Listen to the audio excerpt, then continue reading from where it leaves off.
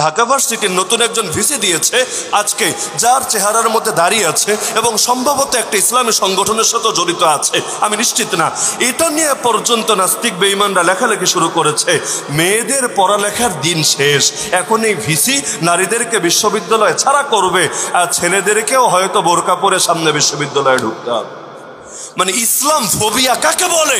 ইসলাম phobia কাফেরের মধ্যে থাকতে পারে, মুশরিকের মধ্যে থাকতে পারে, নাস্তিক বেঈমানের মধ্যে থাকতে পারে, কিন্তু নামধারী মুসলমানের মধ্যেই যদি ইসলাম ফোবিয়া, ইসলামের নাম শুনলে চুলকানি উঠে যায়, তাহলে রোগ যে কতবার বেড়ে গিয়েছে এটা বুঝতে তো আর পিএইচডি করা লাগে না। তারা ইসলামকে সীমাবদ্ধ করে দিয়েছে মসজিদ, মাদ্রাসা, মার্কাজ আর খানকায়। নামাজ পড়তে পারি, বেশ ঠিক আছে, রোজা রাখতে পারি, বেশ ঠিক আছে, হজ করতে পারি, বেশ ঠিক আছে। আরে এগুলোই যদি হতো ইসলামের সম্পূর্ণ কথা, তাহলে জাহেলি যুগে কি সমস্যা ছিল?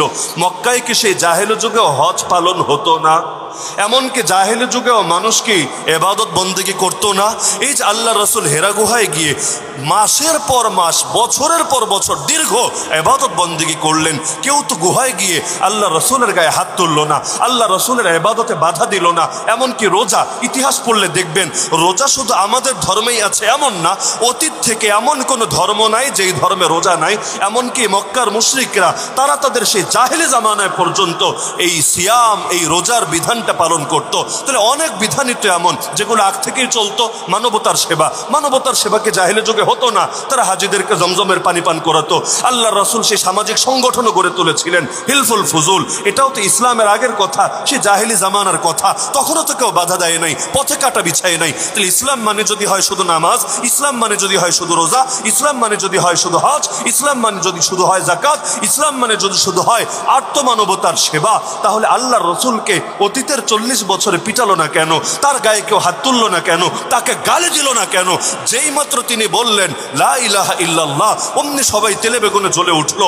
আল্লাহ রসুল নামাজে দাঁড়ালেও কখনো তার গলায় চাদর পেঁচিয়ে শ্বাসরুদ্ধ করে হত্যা করার চেষ্টা করে, সেজদায় গেলে উটের ভুঁড়ি এনে তার পিঠে চাপিয়ে দেয়, তাকে গুপ্ত হত্যা করার চেষ্টা করে, কখনো হুমকি ধমকি দেয়, মক্কা থেকে বিতাড়িত করার ষড়যন্ত্র করে। এত এত চক্রান্ত আর ষড়যন্ত্র, এমনকি দেশ ছেড়ে আরেক জায়গায় যাওয়ার পরও দীর্ঘ 27টা ময়দানে আল্লাহ রসুলকে লড়তে হয় এই বাতিলদের বিরুদ্ধে। এমন কোনো দিন নাই যেদিন তাদের বিরুদ্ধে তাকে কোনো না কোনো প্রস্তুতি গ্রহণে কাটাতে হয় নাই। তাহলে এই যে এত চক্রান্ত ষড়যন্ত্র কিসের জন্য? শুধু কি এজন্য যে আল্লাহ রসুল নামাজ পড়তেন, আল্লাহ রসুল রোজা রাখতেন? শুধু কি এজন্য আল্লাহ রসুল হজ করতেন?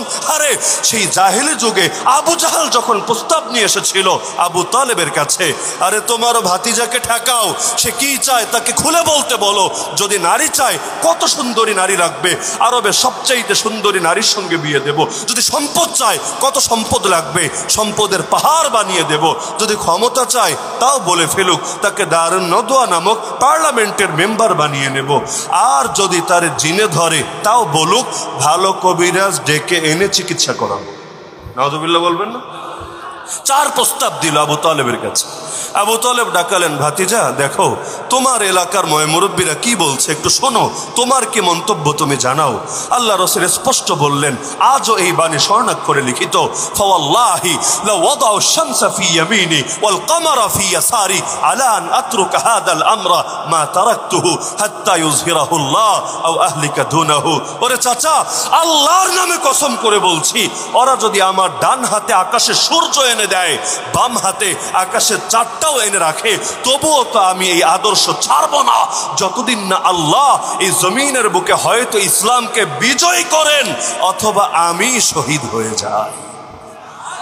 তার মানে সম্পদও আমার লাগবে না, নারীও লাগবে না, এই তোমাদের দেওয়া এই 2 নম্বর তরিকার ক্ষমতা আমার লাগবে না। আমি শুধু একটা জিনিসই চাই, হয়তো শরিয়াত নয়তো শাহাদাত, হয়তো খেলাফত নয়তো শাহাদাত। আল্লাহর জমিন হয়তো আল্লাহর দিন জিন্দা হবে, না হলে আমি মুহাম্মদ মুর্দা হব, কিন্তু আমি জিন্দা থাকব আর ইসলাম মুর্দা থাকবে। এটা তো কিছুতেই মেনে নেওয়া যাবে না। তাহলে আল্লাহ রসুল কি চাইতেন? এটা তো মক্কার যুগেই স্পষ্ট, মক্কার যুগেই পরিষ্কার।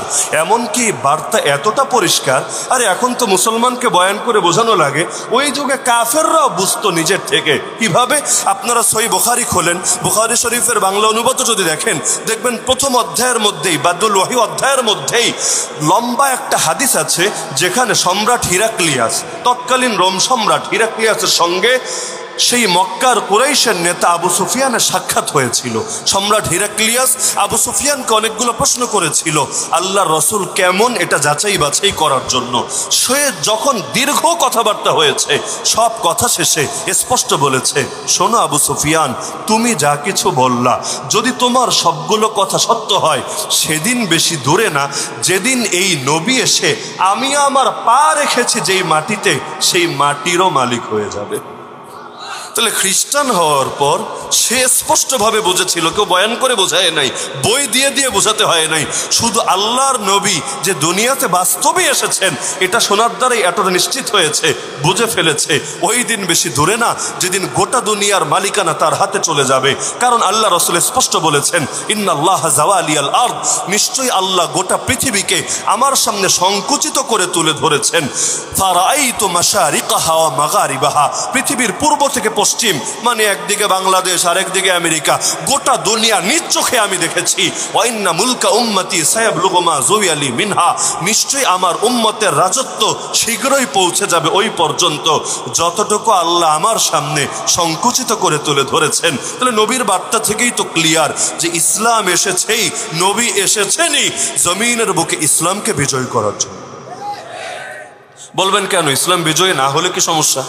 ইসলাম বিজয়ী হলে তো আপনাদের মোল্লা মুন্সিদের ফায়দা, আমাদের কি সমস্যা? ইসলামে তো ঠিকাদার আপনারা না রে ভাই।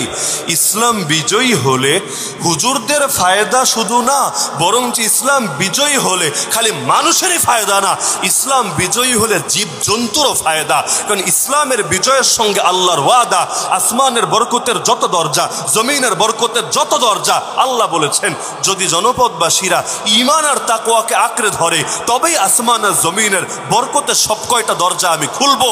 না হলে তোমরা তোমাদের মতো চেষ্টা করতে থাকো বান্দা, বরকতের দরজা কিন্তু আমি কিছুতেই খুলবো না। বরকতের মালিককে, শান্তির মালিককে, সুখের মালিককে? তো শান্তির মালিক যদি আল্লাহ হন, সুখের মালিক যদি আল্লাহ হন, রহমত বরকতের মালিক যদি আল্লাহ হন, তা আল্লাহর দিন না মেনে সেটা হাসিল করবেন কিভাবে? নরেন্দ্র মোদীর হাতে তো কোনো শান্তি নাই, আরে পুতিনের হাতে তো কোনো সুখ নাই, জো বাইডেনের হাতে তো কোনো শান্তি নাই। রহমতের মালিকও তো আল্লাহ, বরকতের মালিকও তো আল্লাহ। জন্মের পর যেদিন আমার ডান কানে আর বাম কানে শোনা হয়েছে আল্লাহু আকবার, আল্লাহু আকবার, এই বাক্যের অর্থ কি? আল্লাহু আকবার মানে হলো আল্লাহ সবচাইতে বড়। তো জন্মের পরে যখন শুনলাম আল্লাহ সবচাইতে বড়, প্রতিদিন আজানেও যখন শুনি আল্লাহ সবচাইতে বড়, ইকামতেও যখন শুনি আল্লাহ সবচাইতে বড়, নামাজের মধ্যে যেই বাক্যটা সবচাইতে বেশি বলি সেটাও হলো আল্লাহ সবচাইতে বড়, ঈদগাহে যাওয়ার সময় বলতে থাকি আল্লাহ সবচাইতে বড়।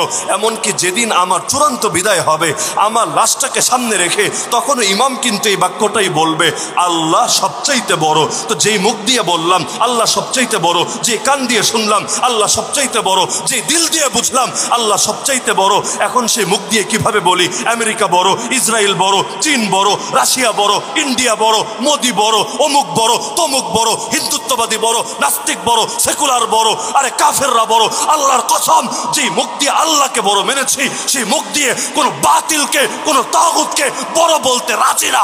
দুনিয়ার লোকেরা যত বড় হোক না কেন, আল্লাহর বড়ত্বের সামনে কেউ কিছুই না।